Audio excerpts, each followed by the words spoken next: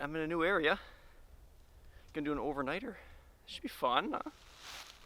This is nice. When I first got here, it was super swampy. I was a little worried, thinking that this ain't gonna go so well. I got walking around. I found some other people actually doing bushcraft. That was kind of cool. I walked by them and said, "Oh, you got a camera? Looks like you're shooting some bushcraft videos for YouTube." That is exactly what I'm doing. Yeah. So they showed me this really cool spot because it was getting real swampy real quick, and he showed me this watering hole. You'll see. I took some clips of it, and yeah, just on the other side of it, there's this ridge. Yeah, it's nice and dry. A lot of resources. So yeah, it should be cool. I'll start getting set up. I'm gonna use my DD tarp. I'm gonna do a shovel point shelter. I think that's what you call it. And you'll see. If I get it wrong, let me know.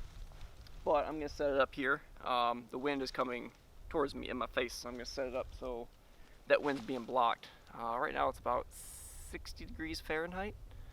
It's supposed to get down to about 32 Fahrenheit. That's right around freezing. I should be just above freezing, but I got a pretty bomber sleeping bag.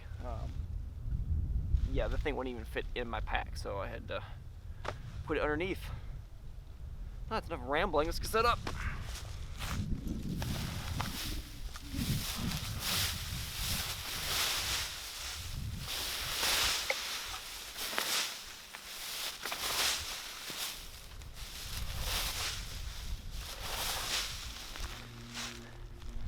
I'm using my DD tarp, 3x3, in Freedom units. That's 10 foot by 10 foot. Not focusing. Yeah, it looks like it. Okay, cool.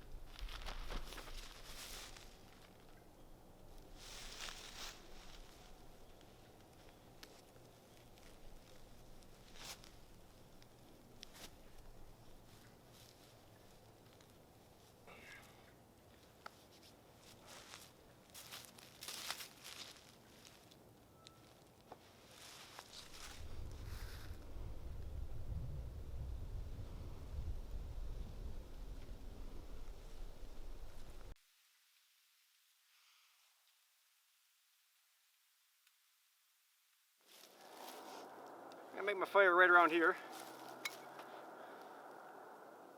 Got some ATVers. I'm gonna make my fire right around here. I'm gonna clear it out really nice. Make sure none of this fluffy stuff catches. I'm gonna dig a bit of a pit and just have a small fire. Nothing big and roaring, just enough to cook on. And yeah, we'll start getting going on that. Collect some wood and get ready to cook up dinner.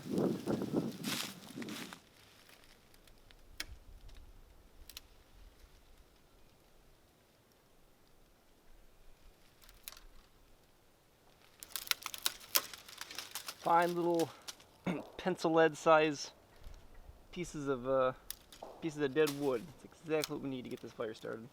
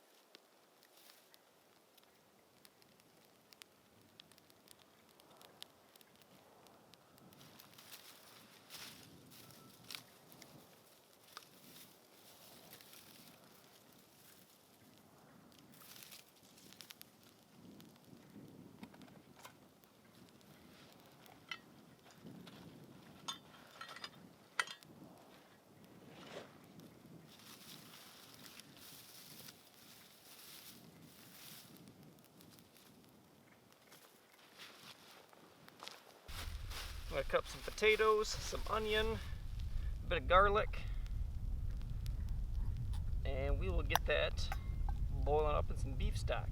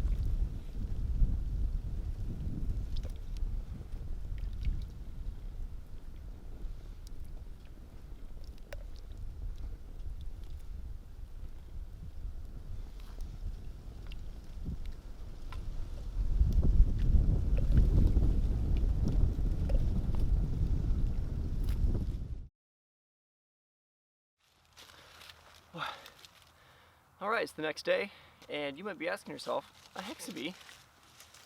This isn't the same area. What happened? Well, right after I got done making dinner, started eating, I got hit with a pretty bad migraine. Ibuprofen wasn't touching it. Usually ibuprofen will take care of it for me, but I took way more than what they recommend, and it did nothing. So, before it got worse and before it got dark, I packed up and got out of there. Because I did not want to be stuck there all night with a debilitating migraine. So, what we're going to do... Ace, come here. Come here.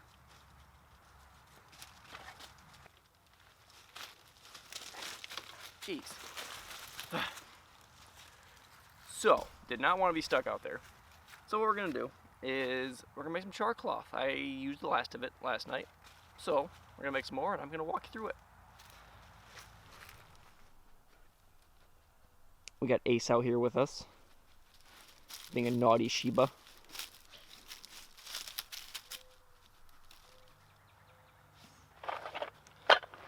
So, essentially what Charcloth is, it's cloth that has been charred.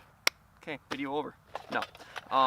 It is cotton material, 100% cotton, that has been burned in an oxygen-free environment. So, you can use anything, old underwear, that's kind of thin. I like to use old denim, old jeans that wore out, don't fit anymore. It's nice and thick. So the thicker the material, the better it's going to be. They want something that's 100% pure cotton. I think this stuff has like 1% spandex in it or something like that. That's how a lot of modern jeans are, but I've had good luck using this. That stuff burns off. You know, obviously it's probably not the best for the environment because it is a rubber material, but it's what I got. So that all that stuff burns off. You'll see that in a little bit. So what we're going to do is you take your cotton material and you cut it up so it can fit inside a container. The container I use is this metal tin, and you cut a little hole in the top there. I don't know if you can see that, but there's a little hole cut in the top there, and that just lets the gases escape. So those gases are going to get pushed out, but air is not going to go in. If you let air get to it, it'll just catch on fire and combust. If it doesn't get air to it, it just turns into, well, basically charcoal. It's like a carbon that will hold an ember, and that ember is what you use to get your fire started. So we are going to take our scissors of Bushcraft, and we're going to cut this up into nice pieces that will fit into our container.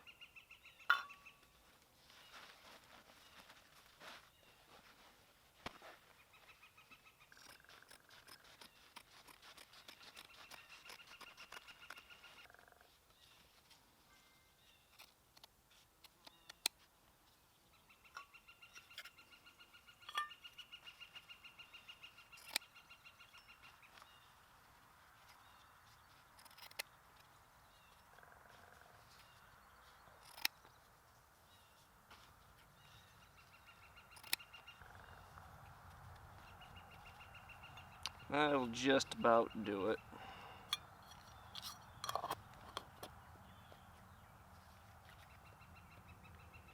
I'll make sure that lid doesn't get pushed off. It looks like it might. I'm going to take a few out. There we go, that's better. Cool. Now let's get our fire started and get this cooking.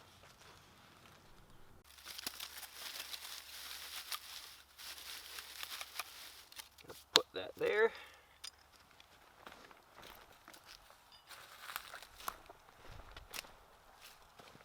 And seeing that we are out of charred material,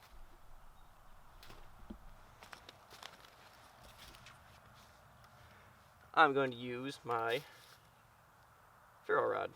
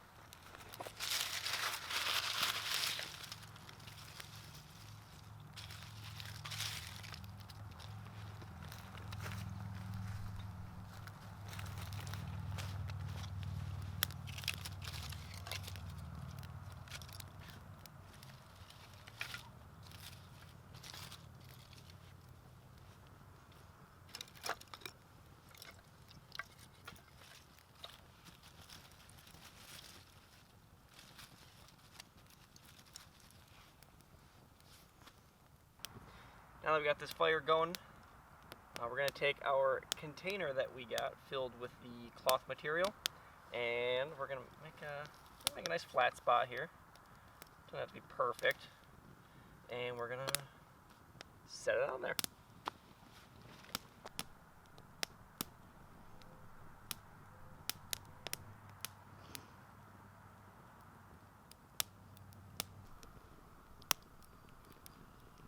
As you can see, that smoke's coming out of that hole. Those are all the impurities from the cotton getting burned off, and that's going to leave us with just carbon. And that's what's going to grab that ember and really hang on to it.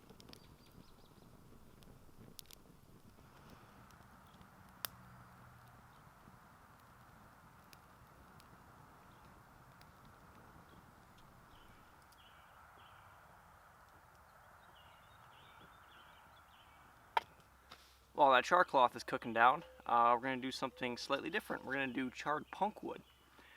Same thing, basically. Instead of cloth, it's punk wood. This is a more traditional way to do it. Cotton is a fairly new thing, given the man's history of fire lighting.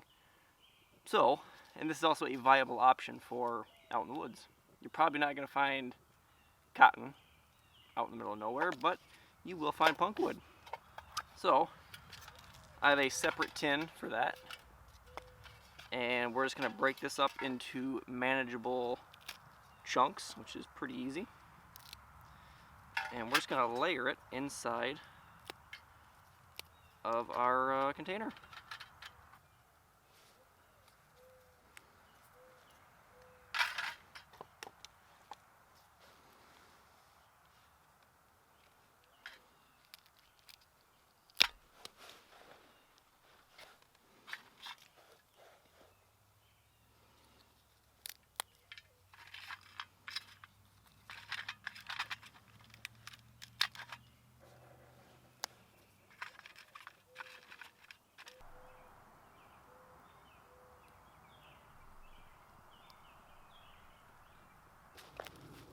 This charcloth's looking about done, so we're going to take it off.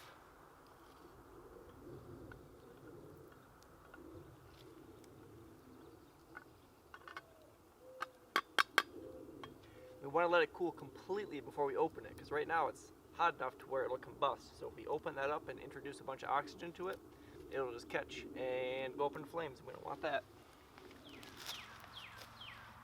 And now it's time for the charred punk wood.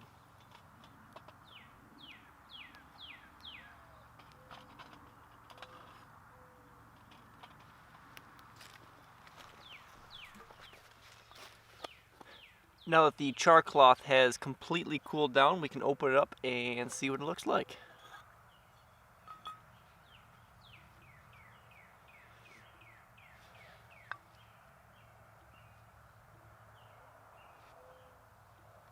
Not sure if it's gonna focus, but you know, it is pretty much just pure carbon. So we got the before and the after. Now, the last thing to do is test it out and see how it does with a spark.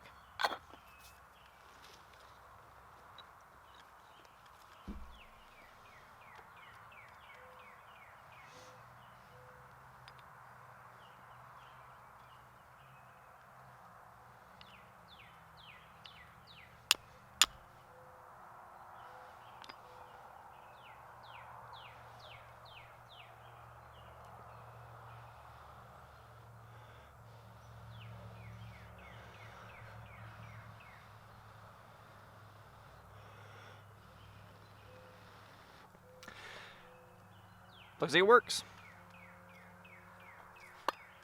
Next, we have our charred punk wood.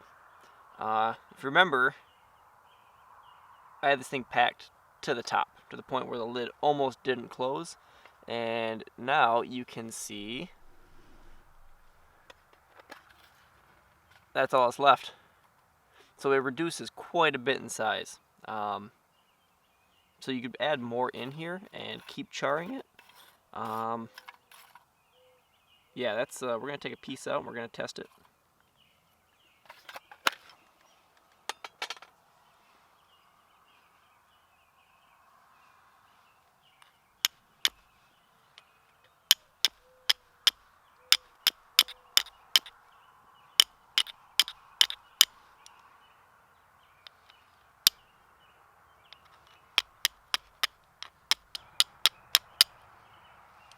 And this is why you test it. You don't want to take it out into the woods and it not work on you out there. Let's try opening it up.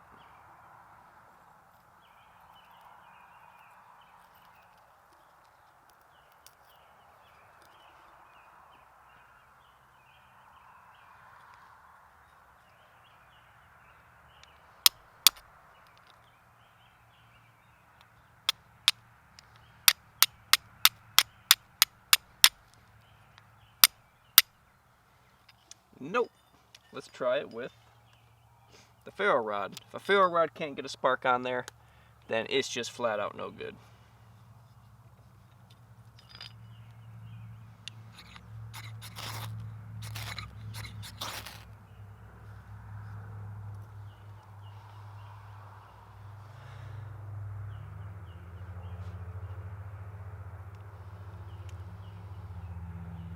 There's a tiny ember on there, but that's nothing to write home about.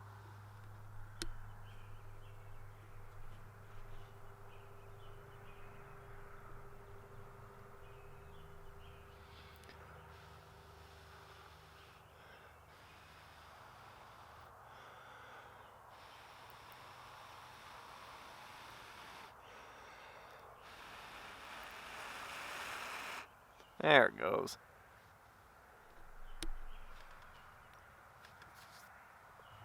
Well, that's going to be the end of it. Sorry we didn't get to do the overnighter, hope you understand, but sometimes it's the way it goes with migraines. But, hope you enjoyed the charcloth and the setup and the cooking of the stew and all that fun stuff. And I hope to get out and do it again real soon. And thanks for watching.